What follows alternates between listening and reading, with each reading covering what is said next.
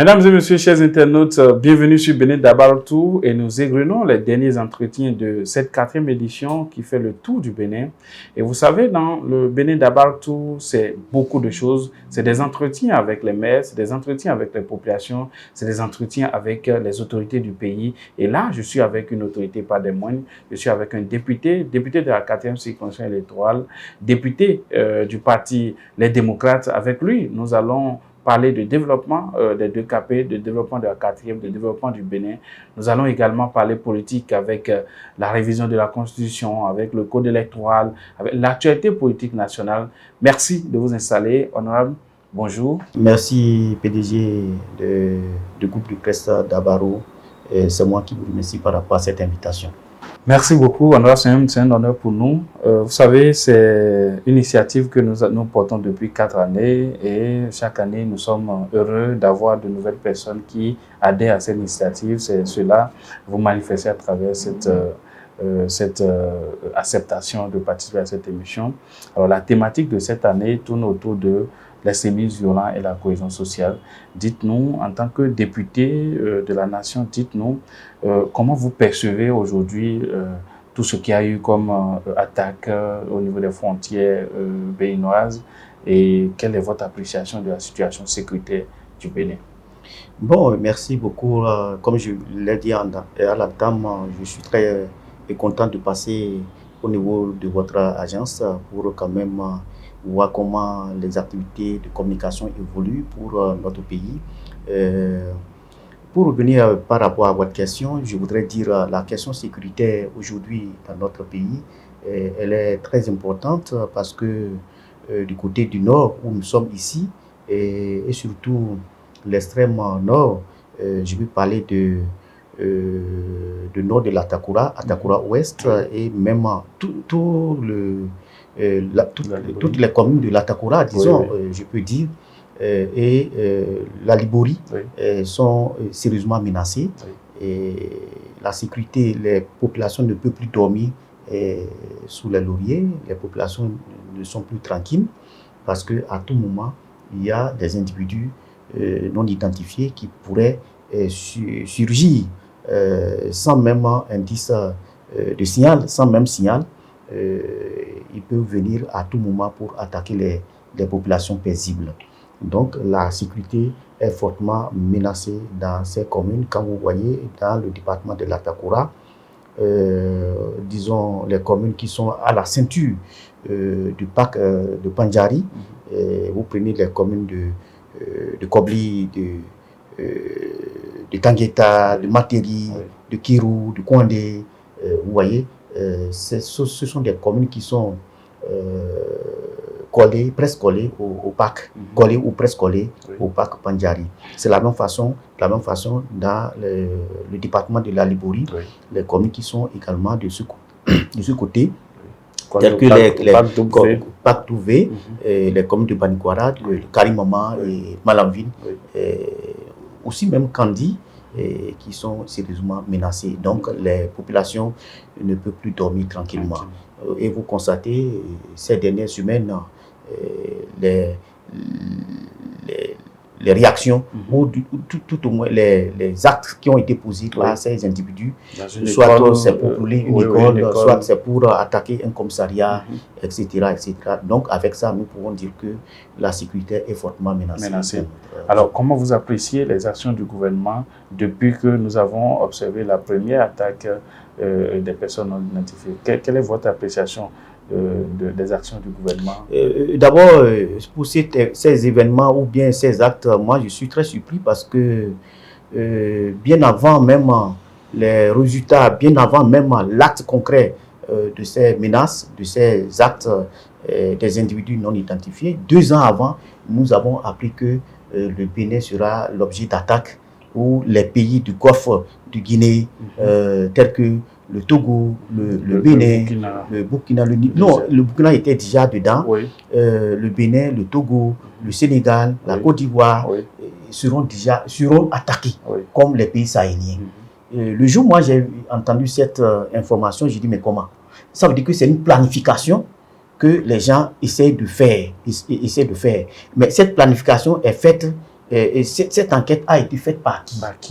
Par qui cette information, comment lui, celui qui a fait l'enquête, a pu détecter informer de ce que ces pays seront, d'ici 2 ans, seront des cibles de ces individus qu'on appelle, d'autres appellent le groupe armé, donc les djihadistes ou bien les personnes, etc. Alors donc, 2 ans, et effectivement, depuis 2021, déjà, ou 2020, on lisait déjà que ces pays sont attaqués. Bon, pour les gens comme nous, on ne pensait pas que c'était une réalité. Je me dis, mais si déjà on sait que ces pays seront attaqués, on va prendre des dispositions pour bloquer. On va prendre des dispositions. Ou qu'est-ce qui va les amener à... Donc, mais aujourd'hui, on constate que c'est une réalité. Une triste réalité. Les gens ont déjà perdu la vie. Les populations ont perdu la vie. Même les agents de sécurité, le rang des agents de sécurité, ils ont déjà perdu assez. Un important nombre de personnes sont déjà mortes. Alors, depuis que c'est devenu une réalité, je constate également que le gouvernement essaye de mettre en place un dispositif sécuritaire pour repousser ces éléments-là. Mais je constate également que la situation évolue. Plus, et vous constatez, le gouvernement a essayé de recruter un certain nombre de forces de sécurité et de défense, les policiers, les militaires. Depuis 2 ans, vous voyez, il y a des recrutements, on dit 5 000, 7 000, 10 000 policiers et de militaires. Bon, on les prépare, on les forme pour qu'ils aillent sécuriser la zone. Mais plus on recrute, mais la situation évolue. Là, je me demande... C'est un paradoxe. Toutes les fois, il y a même tout récemment... Peut-être que si... Moi, je me suis dit, ou bien parce que le gouvernement dit, bon, je fais venir même des militaires extérieurs, des instituteurs pour venir former nos agents de sécurité et de défense pour lutter contre le djihadisme, pour lutter contre... Plus on les forme, plus on dirait que les autres deviennent plus performants. Oui, mais est-ce que vous ne pensez pas que si le gouvernement ne menait pas ces actions, ça aurait été pire? Si le gouvernement ne recrutait pas des agents des forces de sécurité et de défense, si le gouvernement ne sollicitait pas l'aide extérieure, vous ne pensez pas que ça aurait été plus grave qu'aujourd'hui? Oui, effectivement, ça va être un peu plus difficile si ça se... Mais moi, je voyais autrement la chose. D'accord. La situation que je voyais, je me pose des questions par rapport à ça.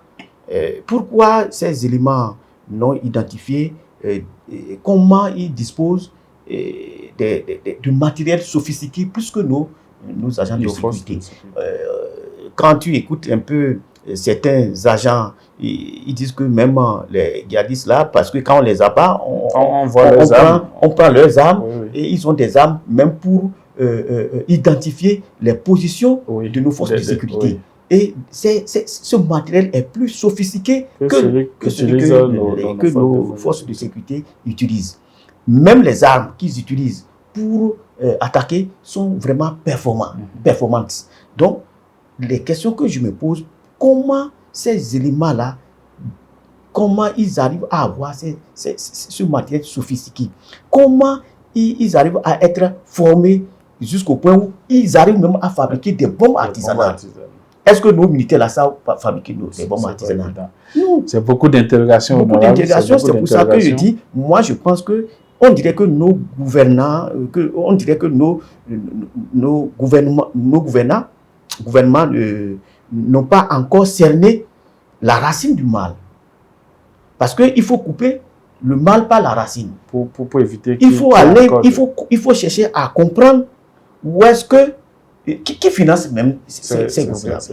Parce qu'on dit, bon, c'est des gens, ils n'ont aucun travail, ils sont là, ils n'ont pas de moyens, et c'est parce qu'ils n'ont pas une fonction fixe qui se lance dans ça. Sinon, quel est leur objectif? Quel est l'objectif qu'ils poursuivent au Bénin là? C'est difficile de savoir. Au Bénin là, qu'est-ce qu'ils viennent trouver comme qu'est-ce qui poursuit?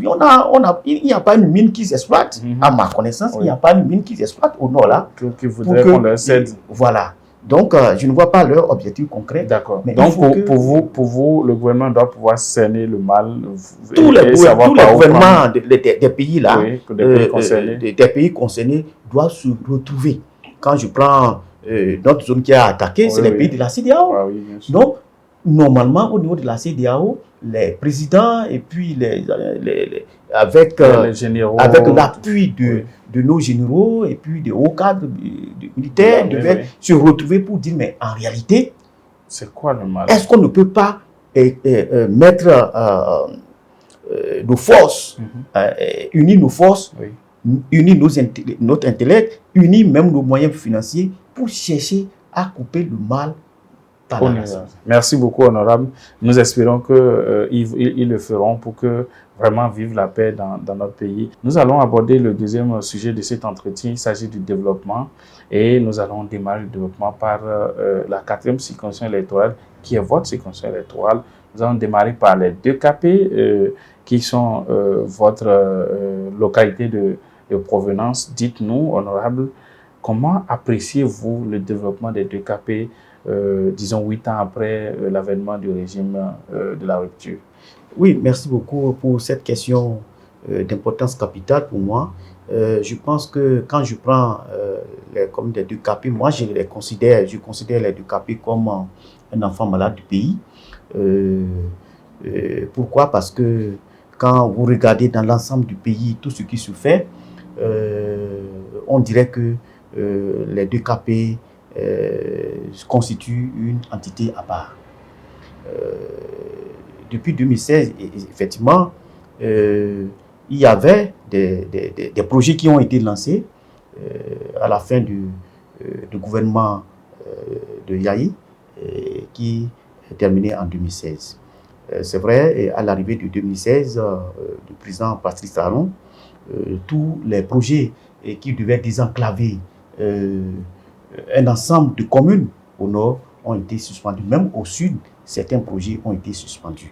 Mais par la suite, nous avons vu que véritablement, dans l'ensemble, les projets ont redémarré. Les projets ont redémarré au sud et pratiquement achevés. Actuellement, depuis 2018, nous avons vu que ces projets qui ont été suspendus ont été timidement démarrés dans plusieurs communes. Quand je prends la voie qui va déboucher sur les 2KP en passant par l'est de Borgou, à partir de Guessou, en passant dans la commune de Sinandé pour aboutir à Sinandé.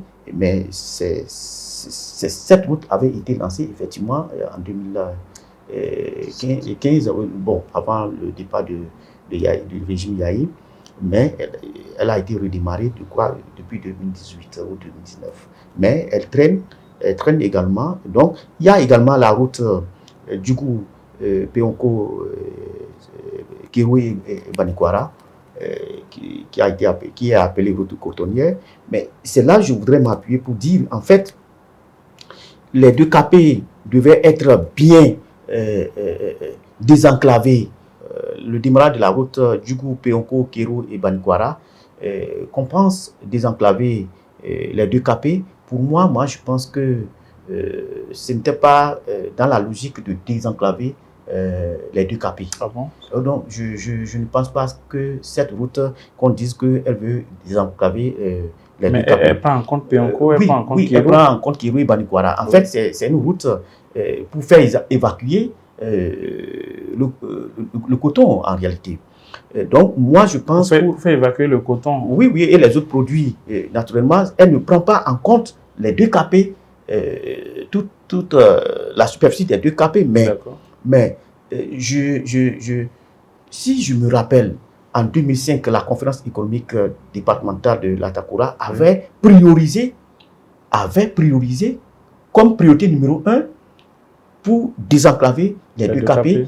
C'était normalement Kota, Kouandé, Peonko, Kérou et pour aller à Banikwara. Okay. Je le dis parce que si c'était comme ça que c'est fait, on va parler de désenclavement global des décapés. Parce que toutes les 3 communes sont prises en compte. Toutes les 3 communes seront liées par le goudron, mais toutes ces communes vont relier leur chef-lieu par le goudron, qui est Nati-Tengu. Qui est Nati-Tengu. Là, on reliait Kouandé, Peonko, Kéro à Nati-Tengu au lieu de relier. Donc, je ne dis pas que ce qui est en train d'être fait, c'est très mauvais, mais ce n'était pas la logique. Oui. Parce que quand on parle de décapé, parce que vous voyez, c'est maintenant que Kota Kouandé a commencé. Oui. Mais Kota Kouandé n'a pas atteint Peonko. Non. Kota Kouandé n'est pas allé à Kéro. Non. Alors, qu'est-ce qui va se passer? Si le tronçon Kouandé et Peonko n'a pas été réalisé, parce que actuellement on dit que c'est en étude de faisabilité.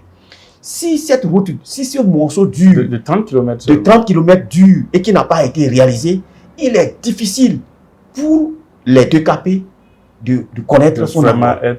Parce que quand quelqu'un va quitter Kéro ou Peonko, quelqu'un qui quitte Kéro risque de faire plus de 250 km, environ 250 km avant de relier le chef-lieu qui est Nati-Tengu, parce en passant par Kouandé, il est bloqué par d'autres infrastructures qui vont le bloquer. Il y aura de l'eau, il ne pourra pas traverser, tel que le pont ou le Kankou. Quelqu'un quitte Peonko pour relier le chef-lieu de son département. Il sera obligé d'aller à Djougou avant de venir à Nati-Tengu, ce qui lui fait plus de 200 km. Donc, à cause de 30 km, il y a un pont là, parce que arrivé au niveau du pont de Béké, de Gbeba. Le pont de Gbeba est là et qui va le bloquer et qui ne lui permet pas d'atteindre le chef-lieu du département. Donc, en réalité, le désenclavement de la zone décapée voudrait que ça soit la route la priorité numéro 1 qui était prévue en 2005, qui soit Kota, Kouandé, Peonko, Kéro et Banikwara. Donc, la deuxième priorité devrait venir à travers Djougou pour rejoindre Peonko. Ça devait être une route, comment on appelle, une bretelle. Djougou-Peonko devait être. Maintenant, l'autre bretelle devait être Peonko-Sinandé pour joindre. Non, pour Sinandé, quand je dis Sinandé, c'est Fort-Bouré. Donc, et comme ça, ces bretelles devaient permettre à ce que. Et il devait avoir une bretelle Kouandé, Bini pour rejoindre l'autre goudron. Donc, si c'est fait comme ça, le développement, le désenclavement des décapés serait. Alors, est-ce qu'il ne serait pas bien de reconnaître déjà ce qui est fait? Le chantier Djougou, Peonko, Kéro, Banikwara est en cours. Le chantier Kota Kouandé également est en cours. Est-ce qu'il ne serait pas bien de reconnaître, de remercier le chef de l'État pour ça, et même s'il faut demander encore plus? Non, mais ce qui est fait n'est pas mauvais, mais ne permet pas, tel que j'ai expliqué, le développement rapide de ces zones-là. Il y a quelque chose qui est fait et qui est déjà en cours, mais je ne dis pas que c'est mauvais. Et encore que vous dites, il faut remercier le chef. Il est là, il est élu pour ça. Il est élu pour développer les zones. Oui, mais il est élu pour développer, mais il aurait pu faire ailleurs. Mais ailleurs où? Dans d'autres localités. Je dis la zone de Robé est un enfant malade de notre pays. Parce que vous voyez, quand vous prenez les décapés, vous voyez ceux qui sont là. Le nombre les tonnages de coton, de céréales qui sortent dans cette zone-là, vous imaginez?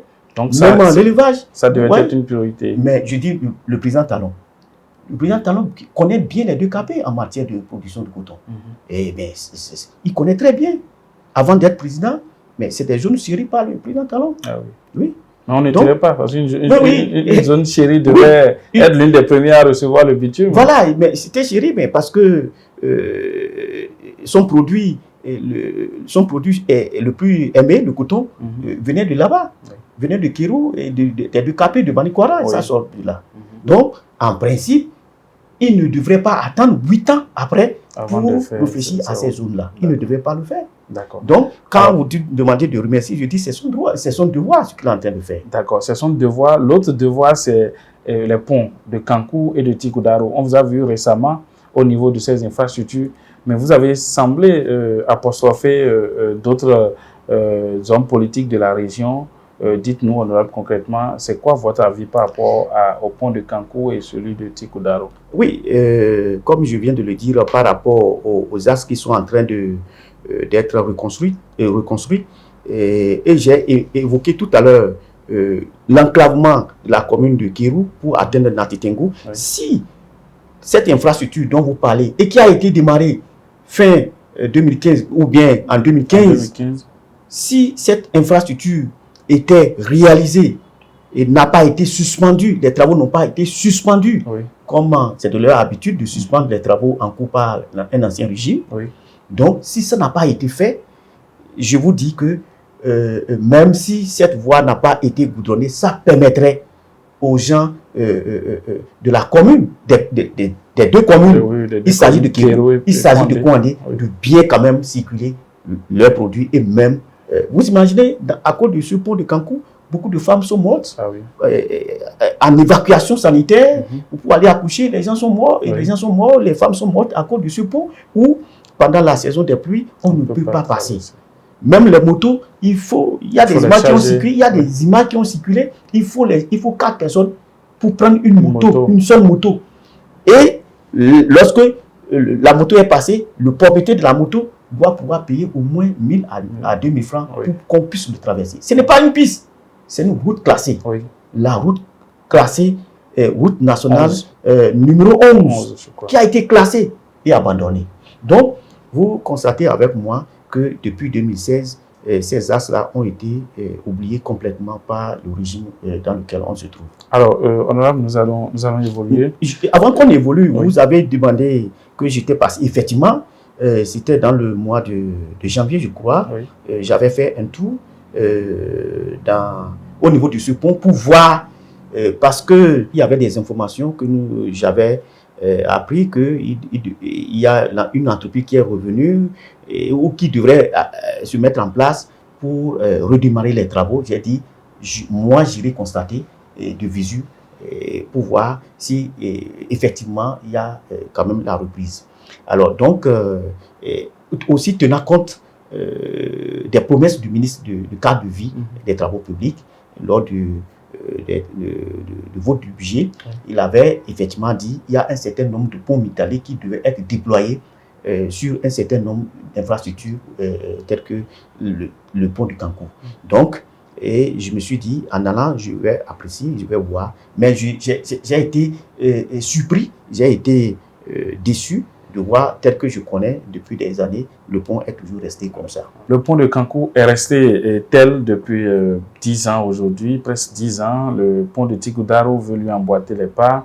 Nous espérons, honorable, avec vos actions, que le gouvernement pourra, dans le budget que vous avez voté dernièrement, que ce pont sera pris en compte et que les populations pourront désormais souffler un ouf de soulagement. Nous allons poursuivre cette émission. Mais avant de poursuivre, tu as parlé du pont de Tikudaro qui veut. Ce n'est pas qu'il veut. Le pont de Tikudaro est déjà en état de dégradation très avancé. Oui. On avait en 2023, je crois, en juin, on a fait une escale là et puis nous avons vu, et même au cours de l'étude de budget de 2024, nous avons évoqué, mais cette infrastructure n'a pas été prise en compte pour être réalisée. En fait, il faut également, à ce niveau-là, en tout cas pour ma part, faire une infrastructure digne du nom. Si ce n'est pas un pont métallique, c'est vrai, le pont métallique serait très long. Peut-être que les techniciens vont apprécier ce qui convient. Oui. Et puis, si c'est un pont métallique, il va être très long. Donc, pour que peut-être dans les budgets à venir, que ça soit pris vraiment en compte très rapidement. Donc, pour le budget de 2024, ils nous ont dit que c'est le pont de Kankou qui a été pris en compte. Alors, le pont de Kankou a été pris en compte dans le budget 2024, mais vous avez voté contre ce budget? Non, mais ce n'est pas le pont de Cancun seul qui fait que nous allons voter ou bien nous Mais n'allons vous, pas en, voter. en tant que député de la 4e circonscription électorale, Oui. lorsqu'un budget prend en compte un pont qui est d'une si grande importance que le pont de Cancun, est-ce qu'il faut refuser de donner l'aval au ministre C'est ce que je dis, ce n'est pas le pont de Cancun seul qui constitue la préoccupation majeure de notre parti. Il y a beaucoup de choses qui constituent des préoccupations majeures. Et si vous voyez, je viens de décrire la façon dont les infrastructures ont été réalisées. Je vous ai décrit pour dire, en principe, c'était comme ça qu'on aurait souhaité, c'est comme ça qu'on aurait souhaité. Si le budget prenait en compte notre politique, ce qui n'est pas possible, oui. Parce que ce budget est pris selon leur politique. C'est seulement ceux qui gèrent. Voilà. Qui... Donc, si nous sommes contre, nous ne sommes pas d'accord avec la façon dont eux, ils gèrent les choses, donc il va sans dire que même si nous faisons des propositions concrètes, et qu'ils les prennent en compte, ça ne dit pas que nous sommes d'accord avec le budget. Oui, mais le budget est une arme qui permet quand même de faire des réalisations au bénéfice de toutes les populations du Bénin. Monsieur le journaliste, oui. Le budget est formaté en fonction de sa politique. Oui. De la politique de celui une politique qui va réaliser le pont à Cancun, qui va faire des infrastructures routières, qui va donner de l'eau, des écoles. Naturellement, un président qui vient doit le faire. Je dis que c'est son devoir. Sinon, il n'a pas la qualité d'être président. Il est président et la nation, la population lui donne des moyens pour faire un travail. Mais la façon de faire le travail, un autre peut voir que cette façon-là n'est pas normale. N'est pas normal. Si moi je suis président, ce qui peut-être il a fait, ce qu'il est en train de faire, peut-être moi je ne ferai pas le contraire. Ou bien je ferai autrement. Donc, si tu n'es pas d'accord avec sa façon de faire, tu ne peux pas lui donner ta caution morale, ta caution pour dire oui, je t'autorise de faire tel que tu es en train de faire.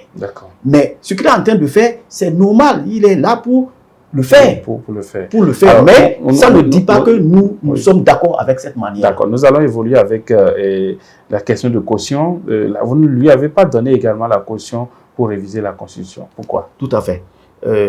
La Constitution qui est notre loi fondamentale de 90, de 91, qui a été autorisée par le peuple béninois, vous vous rappelez, a été révisée par le Parlement monocolore en 2019.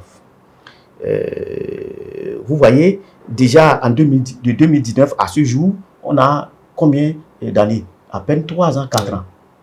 La Constitution de 91 à 2019, ça fait combien d'années? Plus de 30 ans.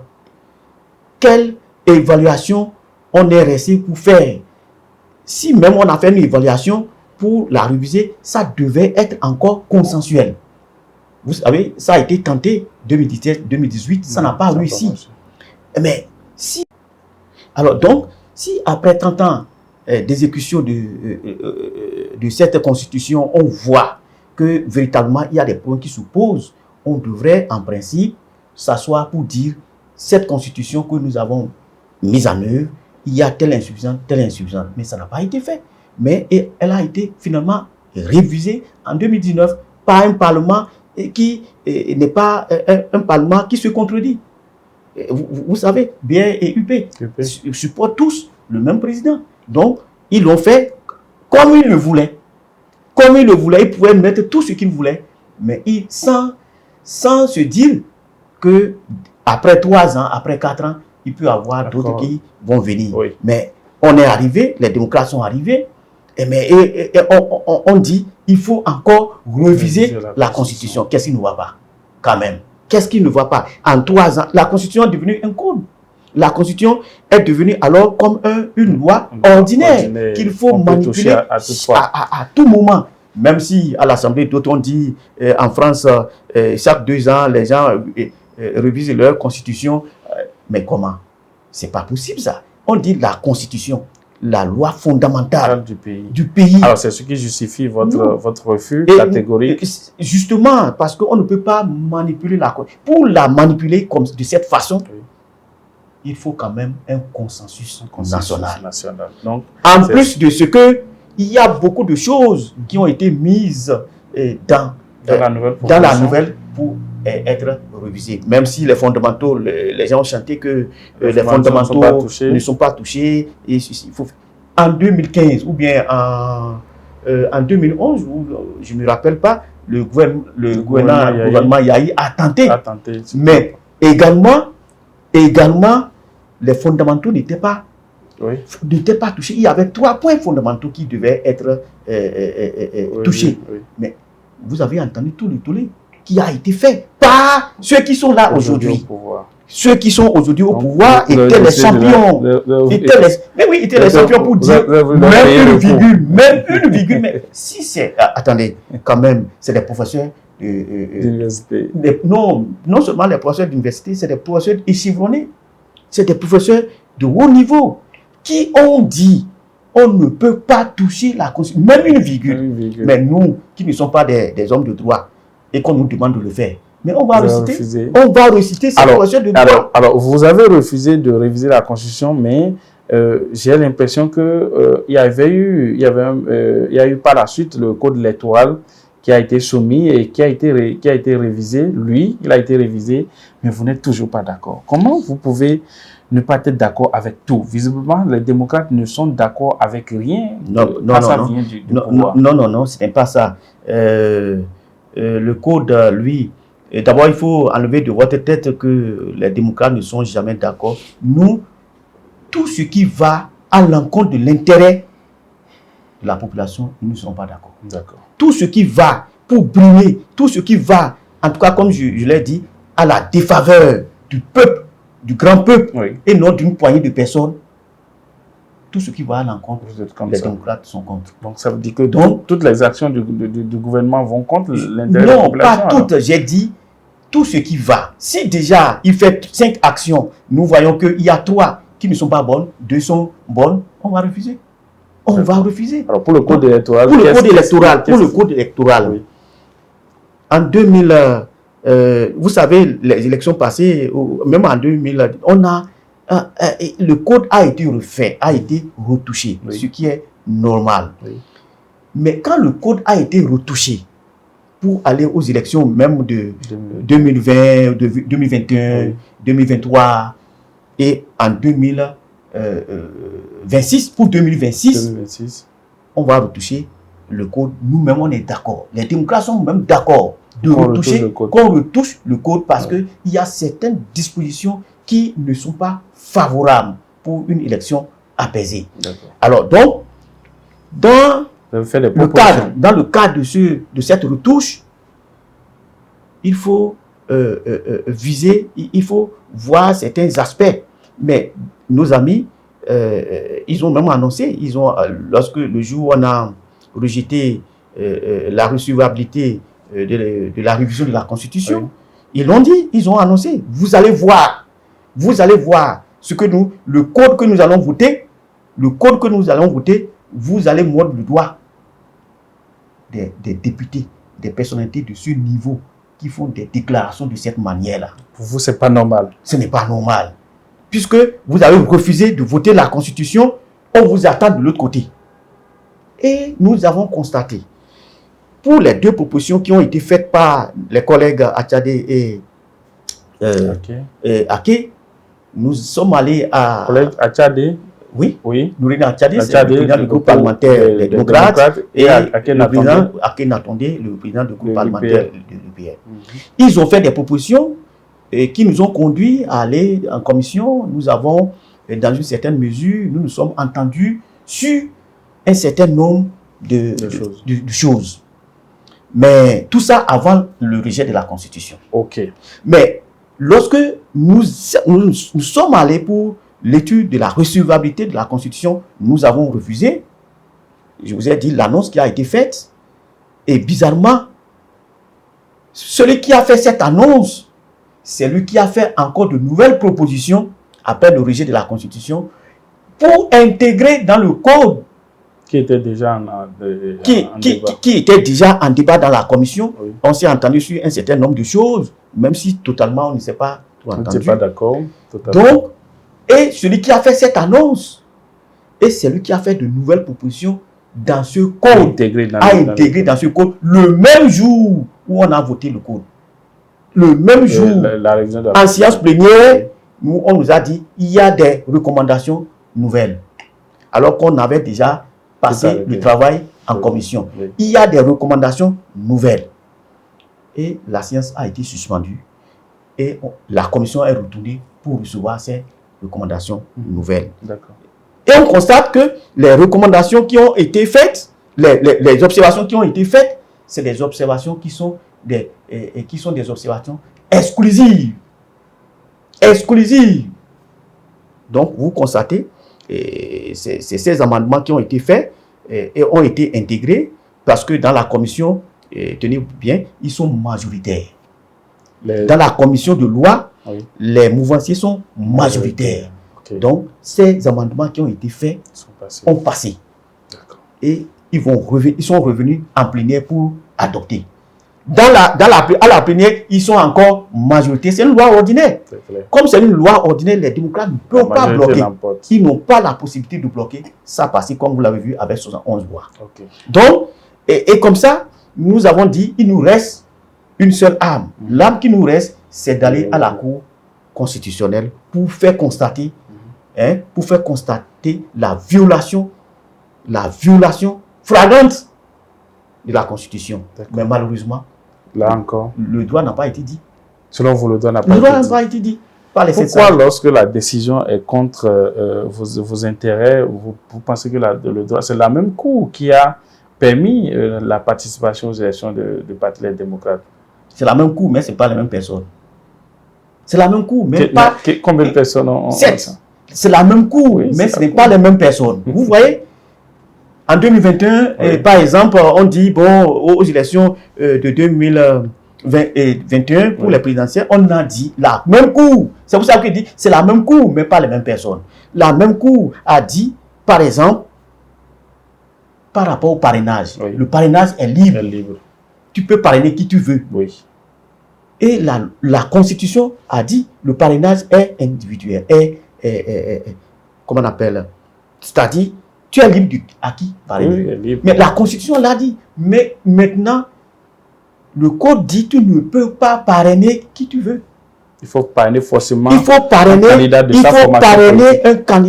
ta formation. Où est la liberté? Qu'est-ce qui dérange les démocrates dans non. Et quand on dit ça, oui, ça veut dire quoi?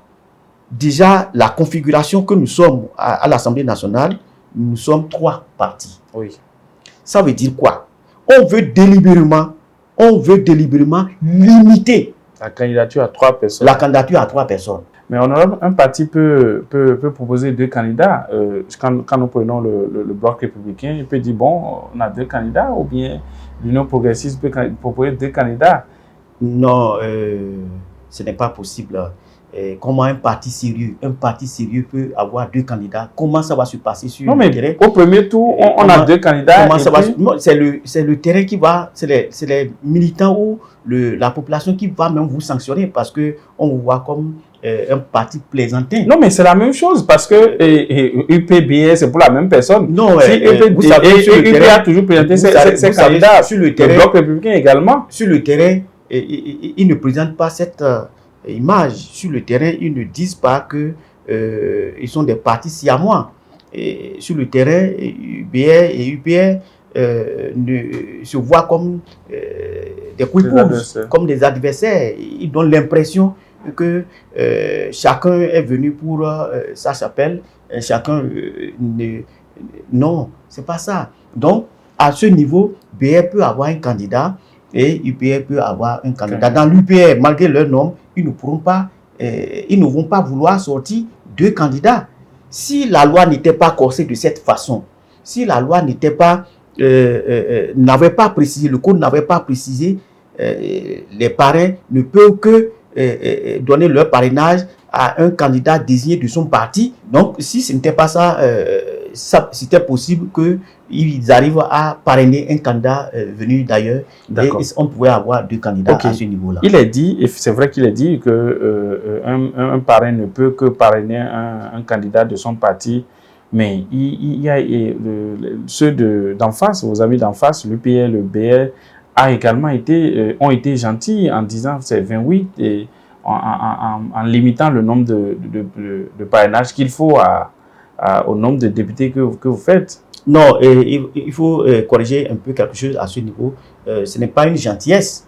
Non, mais ils auraient pu dire c'est 30 et ça allait passer. S'ils le disent, même celui qui n'est pas allé à l'école, même si celui qui ne connaît pas la politique va comprendre en même temps ce qui s'est passé, ce qui est. Parce que c'est déjà une exclusion et il faut imaginer ce qui allait se passer. Déjà qu'au niveau du code, on dit, bon, le nombre de parrains est 29 ou 30. Parce que vous avez regardé l'autre avant de faire la loi. La loi n'est pas personnelle. La loi doit être impersonnelle. On ne peut pas faire une loi de cette façon-là.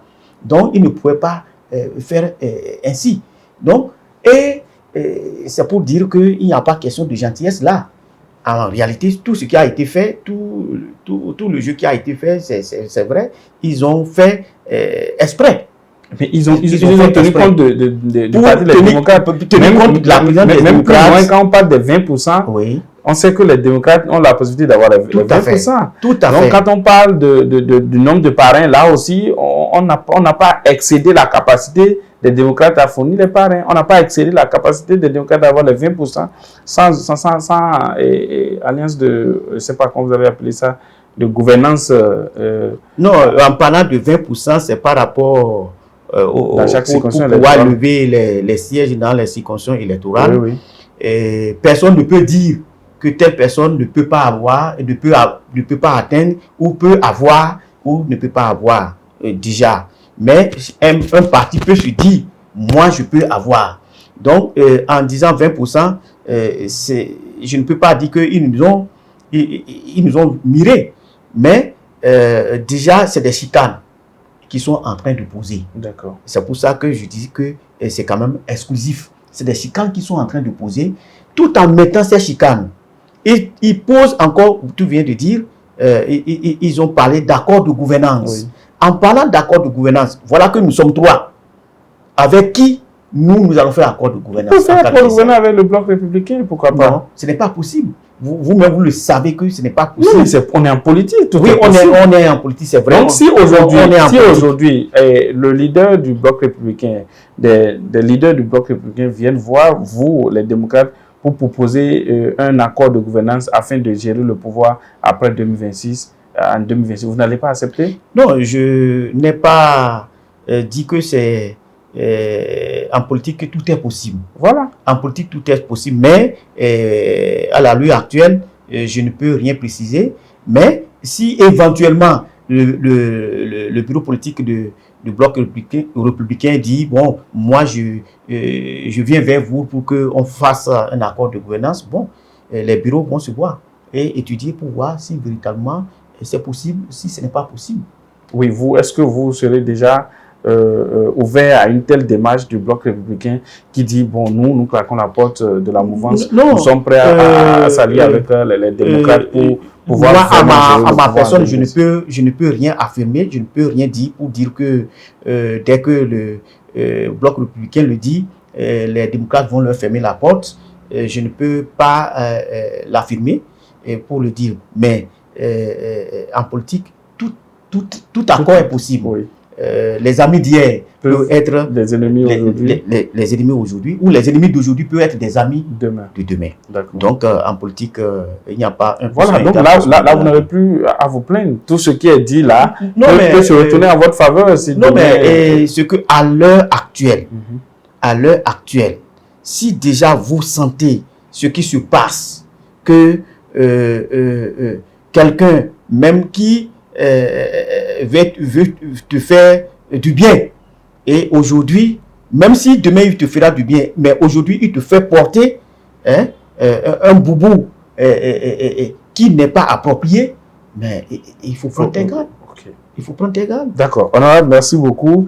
Nous allons parler maintenant des démocrates toujours, mais des exilés politiques, des prisonniers que vous appelez politiques, qui, depuis un certain moment, font partie intégrante de la lutte des députés, les démocrates à l'Assemblée nationale, partout au besoin. Dites-nous, depuis que le discours la révision de la Constitution est venue, de la révision du Code électoral est venue, on a pu sentir cette détermination pour défendre les exilés politiques et les détenus politiques. Vous avez abandonné la lutte? Je vais corriger une expression. Vous avez dit les prisonniers que nous appelons politiques et prisonniers politiques. Ce n'est pas nous qui les appelons, mais ils sont de fait des prisonniers politiques. Ce n'est pas nous qui les appelons. Vous savez, en 2021, comment ils ont été pris et pourquoi ils ont été pris et comment ils ont été jugés et quelle structure, par quelle structure. Donc, tout le monde est d'accord qu'il y a des prisonniers politiques. Alors, donc, la lutte pour la libération des prisonniers politiques et même les exilés, vous le savez très bien, il y a un peu quand même de temps, nous avons introduit une loi d'amnistie pour pouvoir quand même faciliter leur sortie et effacer tout ce qui s'est passé. Donc, vous avez entendu, vous avez suivi avec nous comment nos amis également d'en face n'ont pas voulu même recevoir cette loi que nous avons introduite. Mais ça ne mousse pas nos ardeurs. Nous allons continuer par lutter pour que ces camarades quand même sortent des prisons ou reviennent dans le pays. Donc la lutte va continuer et si Dieu veut, je pense que ils vont revenir et les prisonniers vont sortir des prisons. Alors, en parlant de prison toujours, nous avons ce week-end suivi une actualité où des députés, les démocrates, sont allés rendre visite au professeur Joël Aïvor et à la ministre Rekia Madougou. Ils n'ont pas eu accès à la ministre Rekia Madougou, mais il y a eu un communiqué d'un certain nombre de soutiens du professeur Joël Aïvor, la génération Aïvor, qui dénonce le fait que vous, députés, les démocrates, utiliseraient la détention du professeur Joël Aïvor comme un moyen de politique, de propagande politique, et voilà, que vous utilisez ça comme un fonds de commerce. Qu'est-ce que vous répondez à ce communiqué de la génération Aïvor en tant que député les démocrates? Bon, merci beaucoup. Je n'ai pas eu le communiqué pour le lire, pour voir de fond le contenu, mais d'après ce que vous avez dit, bon, celui qui a écrit, c'est son droit de le dire. C'est son sentiment, son ressentiment, c'est ce que la personne pense, c'est ce que la personne croit, c'est de son droit. Mais pour nous, les démocrates, les détenus Aïvor et Rekia Madougou, pour nous, constituent des personnes sur qui il faut avoir une attention particulière. Et vous allez constater dans toutes les prières que nous organisons à l'intention de Madougou Rekia, on le fait également à Joël Aïvor. Donc, pour nous, les députés, si nous rendons visite à Rekia Madougou et ou bien Joël Aïvor, c'est comme si nous ne sommes pas la cohésion que nous cherchons pour la lutte de la libération, pour la libération du peuple, pour nous, n'a pas de sens. Donc, on ne peut pas quand même s'amuser, c'est-à-dire les démocrates ne peuvent pas, parce que quand j'entends nous voulons prendre ça comme un fonds de commerce, oui. C'est comme si on est en train de s'amuser, on est en train on ne sait même pas quel est notre but, où est-ce que nous allons en prenant ça comme un fonds de commerce. On n'a pas besoin de citer le nom de Joël Aïvor pour qu'on soit réélu, ou bien pour qu'on soit élu, non, ou bien pour qu'on gagne la volonté du peuple, pour qu'on gagne l'estime du peuple. On n'en a pas besoin de citer son nom. On n'a pas besoin. Donc, moi, je pense que ce que nous cherchons, ce que nous faisons en allant vers lui, c'est une marque de sympathie, c'est une marque de solidarité. Et contrairement à ce que l'écrit dit, pour nous, c'est d'apporter notre soutien parce qu'ils sont en train de souffrir en prison. Quand déjà un parent est en prison, et qui ne reçoit aucune visite de ses proches, Oui. je crois que Il est isolé. il est isolé, et psychologiquement abattu, la solitude, il ne trouve même pas avec qui il faut causer. Si vous allez là, vous allez rester, vous allez faire un tour d'horizon sur la situation nationale, la situation internationale, etc., etc. Vous voyez, et je suis sûr que s'il était à la place de Joël Aïvo, et si c'est une dame, je crois, celui qui a écrit le texte, si elle était à la place de Joël Aïvo, je suis sûr qu'elle ne dirait pas ça. Alors, elle ne connaît pas peut-être l'état d'âme. Vous êtes sûr qu'elle va écrire ce communiqué sans l'aval du professeur Joël Aïvo? Elle peut le faire, puisque elle n'a pas dit pour le parti. Elle n'a pas dit pour le parti. Elle signe. Elle a dit, c'est elle qui a signé. D'accord. Alors, et vous, en tant que député démocrate, comment vous recevez une telle réplique? Si tant est que vous le faites par sympathie, vous le faites vraiment pour libérer, comment vous recevez une telle réplique des soutiens de Joël Aïvo? Non, mais le parti, les démocrates, n'est pas en conflit avec ce mouvement qui soutient Joël Aïvo, puisque nous avons tous la même ambition, nous avons tous la même vision. Et notre vision, c'est d'arriver en 2026 qu'on dégage ce système-là. Donc, que ce soit le mouvement Joël Aïvo qui a pu dégager ce système, pour nous, c'est pas un problème. Que ce soit nous qui avons pu dégager ce système, ce n'est pas un problème. Que nous arrivions ensemble à dégager le système, c'est encore mieux. C'est encore mieux. Donc, il n'y a même pas à... Alors, quel sera votre message à l'endroit de tout cela, comme elle, comme la génération Aïvo, le mouvement, pense que les démocrates utilisent la détention de professeur Joël Aïvo pour se faire un nom ou bien pour... J'ai dit tout à l'heure que nous n'avons pas besoin d'utiliser le nom de Joël Aïvo pour... parce que même s'il n'était pas détenu, le parti, les démocrates, devaient aller aux élections.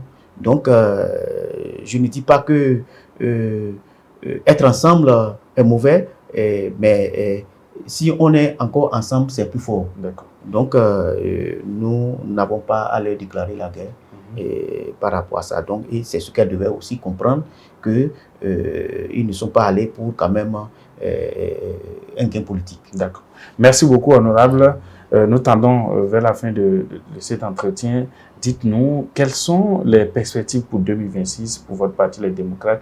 Est-ce que vous avez déjà votre candidat pour 2026? Non, mais d'ici 2026, nous avons encore autour de 18 mois.